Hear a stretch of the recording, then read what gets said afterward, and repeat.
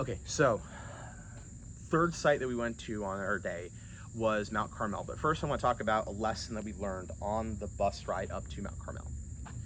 As we're driving down the road, we're looking around at the different villages, the modern villages, there's some of the infrastructure there, but during this time, especially when we're on the bus, we're talking a lot more about what modern Israel is and how they do things, getting lessons on the culture and, how all that's working, learning about what makes modern Israel modern Israel. And anyway, as we're riding along, we get to this one spot where there's this one village. It's a village of Ethiopia. I can't remember exactly. I believe they're either Ethiopian Jews, which are black Jews, or they're like Somali Jews, or anyway, they're black group, black people that have come to Israel, African descent people, and they have come to there, and they have this very rough-looking village, and because of some stereotypes and everything built on them, they're not allowed to intermarry with any other villages around. They are marrying into their own village, and deformities are happening because of that, and the sad situation and everything like that. But we were able to connect it in with a bigger lesson. The Jewish villages around there, there was Palestinian villages near, Palestinian or Arab villages nearby. They were the ones who didn't want to touch them. The Jewish villages, unfortunately, they had some of the same issues. Not as bad as some of the Arab villages. From my understanding, I might have gotten that part confused. But anyway, as we're going down, we're trying to look at some of the villages there, and Yaniv tells us to look at something. And we're talking about how can you tell the difference between a village that's Jewish and a village that's Arab, Palestinian, or Israeli Arab. And there's a big difference. One, the Israeli villages are just cleaner. They have trees, they have houses that are spread out, they have yards, they have more like an American style place. They're all kibbutzes, which are buildings all close together, more like a subdivision. One or two story houses, which are all one family, all in the same place, trees, everything. It's very beautiful. But you can go right next door to a Arab majority village, and it's disgusting. Frankly, to say it. It's like, it reminded me of going back to Senegal, where I was before. Concrete houses, trash all over the place. Stories of houses built on top of each other, not even finished, because what you do is you'd have to build a new story for the son to come in and live there and work there and support the parents who lived on the lower stories, and it kept the family together, everything like that. But the villages were being destroyed. And anyway, that's what we were looking at right there, is those types of those connections between the villages. And you could say, okay, what's the biggest difference right here? And we learned about this later in the tour, but the biggest difference is Palestinians, they're stuck in a tribal mentality. The Arabs are stuck in a tribal mentality. My family, my group, my tribe over the welfare of the whole. The Israelis have taken on a Western, I believe, biblical mindset. Help each other, support each other, be kind, compassion, all these different things that we would support. They support that, and that's what they show in their villages. And they take care of the land, and they plant trees all over the place. He said 400 million trees have been planted in Israel, all by Jews. The Arabs don't plant trees, the Jews do, because they want to keep the land and they want to support it. The Arabs, they don't take care of the land because they just want to get the money that they can about and support their family now. Jewish mentality is to think for the future. It's harsh sounding, but the more that I saw and more of the more true it became. They think for the future. They take care of places. And then that even shows up in how they treat each other in war, which we can talk about later. But anyway, so we learned that lesson, and then we got up to Mount Carmel. Mount Carmel, of course, the site of the most famous boss battle of the Old Testament. Elijah and the God of the one true God versus Baal and all of his priests. And that whole story, I love that story. And it was, I'll always remember going there. Just going out there, and the place is covered in a church today, so you can't really tell, where everything happened, but there's this big statue there of Elijah on top of the mountain, and he's praying to God for the fire to come down and everything like that. And then, we're going up there and we're talking about Elijah and everything like that, and how he also had to change. Basically all the same stuff as before. I really don't need to go into that, but it was crazy seeing it all connect. Anyway, we are up there, and there's a flat roof on top of the church, and on it there's this big sundial looking thing on the floor where you can just, there's a circle in the middle, and then there's arrows pointing every direction, and I'm looking at it, it's like, okay, that's a biblical city, that's a biblical city, that's a biblical city, that's a biblical city, that's a place in the Bible, that's a place that's mentioned in the Bible, that's a place where Jesus did a miracle. And I'm looking, and there's mountains and place over place, and I'm realizing, okay,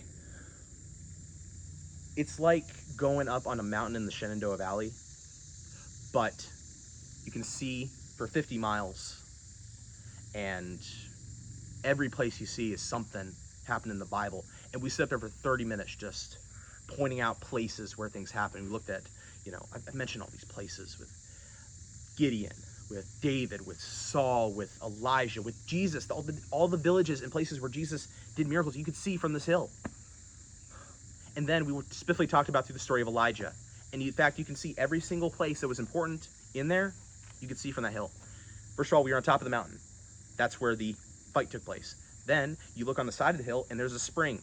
The closest spring to the mountain, that's where they got the water that Elijah called for. The 6 buckets of water he had him fill 3 times. 7, I think. I forgot. No, it was 12. Anyway, however many buckets of water. That's the spring where he got him from, so they had to bring him up from there. And you can see the path they probably would have followed. It's probably changed a little bit, but it's about the same.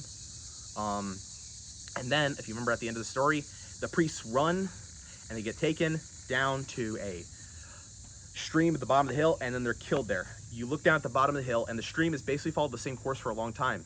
There's one flat spot at the bottom. They built a bridge across it. That's where it would have happened. That's where those 600 murderous, abortion-loving, I believe it because they were killing babies, demon-worshipping priests got justice. And as a big believer in justice, just seeing that place right there, I mean, of course, it's always sad to see human life done, but taken. But those people, God knew what would happen, and he wanted it to happen. That justice needed to be done, and that's where justice took place, and that was just, whew. There's a lot of mixed feelings there, I'll say that. There's so many other things to talk about, but I'll just skip through to one thing, which we didn't realize till later was important. I could probably talk about just 20 minutes just on every different place on that mountain. But anyway, in the middle of the valley, of course, this is a modern part of the modern state of Israel. There's villages all over the place. And I'm looking in the middle, and there's this giant triangle-shaped place there. And I'm like, what's that place? And we're talking to Amir. He's up there with us, and he's pointing out these places. And he says, that's air base Ritzat Kavim, or Ritzat David. Sorry, yeah, Ritzat David. And it's basically David Air Base. And they're talking about there and saying, what's important about that? It says, that's the F-16 main base. The main base for F-16s in the land of Israel. We have a couple squads of F-16s. Most of them are quartered there. And basically what he said there was, okay, based on how far these troops are going to have to fly to attack Iran, we believe it could be soon, next month. And he says, hopefully it's not going to happen while you're here. Foreshadowing. He says, those pilots, that they're going to fly from there. So part of the attack from Israel most likely going to happen from there. We had no idea that while we were up there, most likely those pilots and people on the ground were preparing for the attack, which was going to happen at that point, less than 12 hours later. Less than 12 hours later, those pilots that we were looking down at that base, we didn't see anything going on because they were preparing to attack less than 12 hours later. And that was just crazy to me. Just the idea of being in history, that one of the most momentous occasions in the history of the world, an empire which has threatened the world for 40 years is toppling, pretty much. And I got to be there and watch them prepare to do that. That was crazy. That was crazy. So anyway, we got down off the mountain, drove back and forth through our,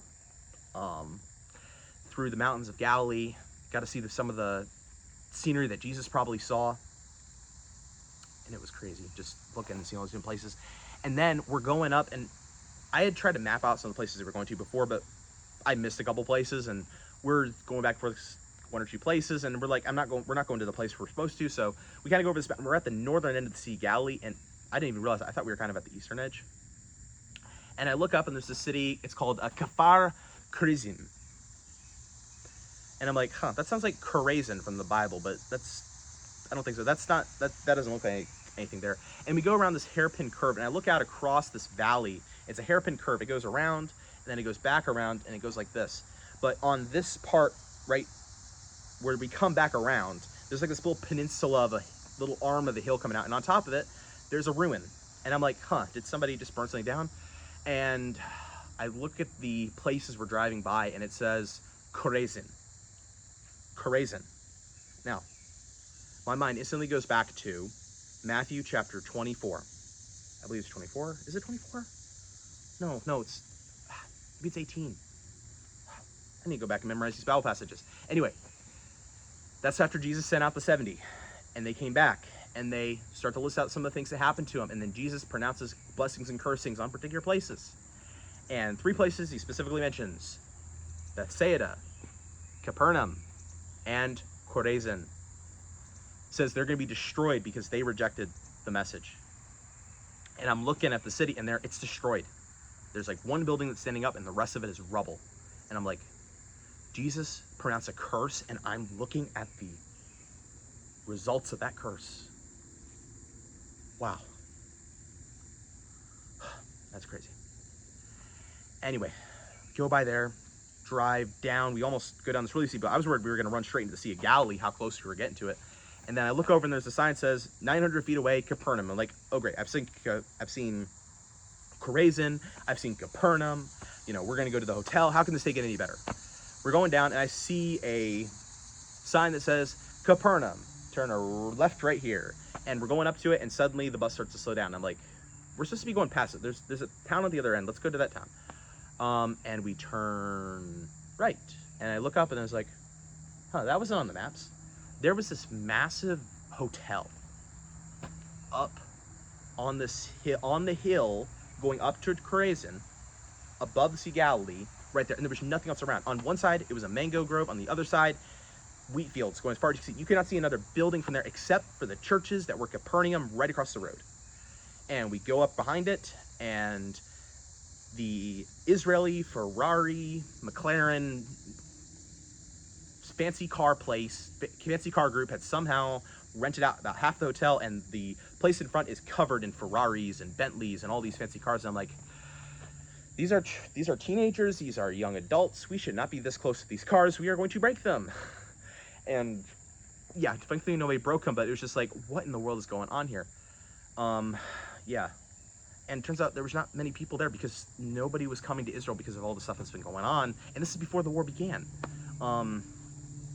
So anyway, we get there, we have dinner, we get to go out and I get to go out, and I'm looking at the Sea of Galilee behind it, and you can imagine it's just like being in a bowl, and you're looking out and you expect, oh, it's the sea, it's gonna be 13 miles long, 6 miles across, and it's gonna be,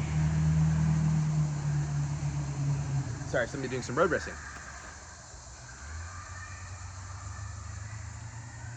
I think that's somebody calling. Anyway, can forget that. Anyway, and look at the boulder, and the sun's coming down, and the haze is all around, and you can imagine it, but you can see pretty much everywhere. And I'm like, and my mind's going to all these different things that happen on the Sea of Galilee, and like, I'm looking at places. Jesus went on a boat here. Jesus walked on the water somewhere right out there. The maniac of Gadara, which I had just been teaching my kids about in school a couple months before, somewhere on that hill, that's where that happened.